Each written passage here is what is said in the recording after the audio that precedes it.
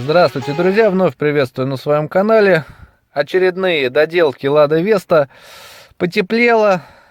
И, как это ни странно, появились сверчки в районе бардачка. Бардачок я снял. Снимается очень легко. Единственное, на что хочу обратить внимание при снимании бардачка, это быть осторожно с кольцевиком, потому что он очень хрупкий и легко может разлететься. То есть вот этот кольцевик, скажем так, освещение бардачка снимайте очень аккуратно, потому что у меня он с первого раза вот эта защелка просто вылетела. То есть аккуратно, очень аккуратно ее отгибайте, или может просто разлететься. Пластик здесь очень хрупкий. Как бы кривые руки, разлетелся кольцевик, или он просто так был сделанный, что когда обратно вставлял клевму, он полностью развалился.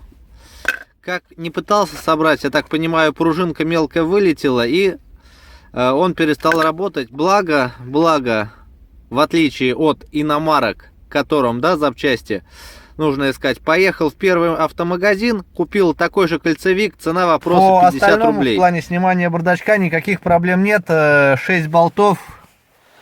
Вот таким ключом. Сейчас покажу. Так, ВТ-20. Такой битый откручивается элементарно, снимается тоже элементарно, это 5 минут. Дальше, соответственно, где у нас скрип? Скрип у нас здесь. Сейчас я вот эту часть отсоединю и вам наглядно покажу. То есть скрип у нас, не знаю, слышно или нет, но вроде слышно. То есть подкручиваем эту часть и полностью антискрипом будем проклеивать, чтобы сверчки ушли. Так, Моделин не жадничаем. Я видел видео, где там по кусочкам что-то обклеивают по чуть-чуть. Блин, он стоит, господа, 170 рублей. Ну как так-то? Просто тупо закатайте бардачок и снаружи, и внутри в Моделин, и будет вам счастье. То есть эту часть проклеил аккуратненько так. Сюда наклеил, где соприкасается. И просто потом соберу. Вот примерно вот так. И нигде ничего не скрипит. Если дальше сейчас буду где-то проклеивать, еще сниму. С другой стороны, решил проклеить более толстый слой СТП, чтобы шумы он аккумулировал. То есть снизу полностью моделином, где воздуховод пассажира обклеен.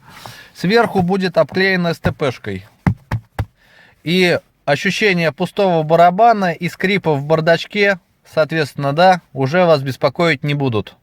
Бонусом, если кому интересно, покажу, как выглядит пространство под бардачком и что может конкретно здесь еще, скажем так, издавать неприятные звуки. Вот это надо проклеить, я считаю. Немного болтается разъем. Дальше у нас провода там. Тоже, в принципе, могут быть источником неприятных звуков. То есть каждый провод планирую обвязать. Некоторые из них, если видите, не обвязаны, с помощью антискрипа. Так, ну и с этой стороны, в принципе, можно еще вот здесь. Тоже небольшой издают звук. Вот так выглядит пространство под приборной панелью у Лады Веста. В принципе, доработать есть что, есть где обклеить, но ничего такого критичного я не вижу. Будем делать. Продолжаю искать мерзкие шумы с приборной панели.